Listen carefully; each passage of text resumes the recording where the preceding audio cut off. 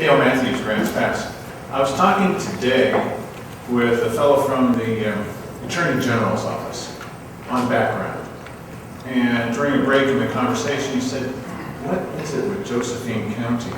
Why would you not vote to have law enforcement? Are you crazy?" And I said, "No, actually, the people that are promoting this levy, SOS, I agree with them about just about everything." I said, "The problem is that we have a board of county commissioners that cannot be trusted with money." I said, "Let me give you an example. Any money that's set aside that can only be spent on a certain thing or came in with a state grant or whatever, obviously you can't spend that just any way you want to.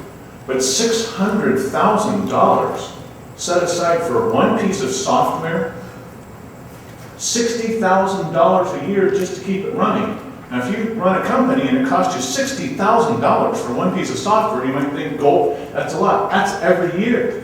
In addition to $600,000, and you don't even get to buy it. You can only rent software. So at this time, they just voted to do that? That's lunatic.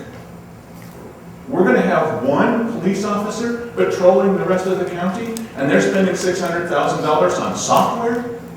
I said, in addition to that, we just found out that 2 months ago, that it looked like the Fairgrounds was going to go $410,000 in the red. You add those two together, that's $1 million. Now, I love the fair as much as anyone else, but the number one goal of government is to keep us safe. You mean to tell me that we're going to spend $1 million of general fund money and not set anything aside at this time of emergency? That's why we're not going to give the county commissioners the vote this time. Now, if you come up with a way that we can provide the money to the sheriff, to law enforcement, and keep it out of the hands of people like that, I would vote for it. The other thing about the fair is it's amazing to watch how the money goes.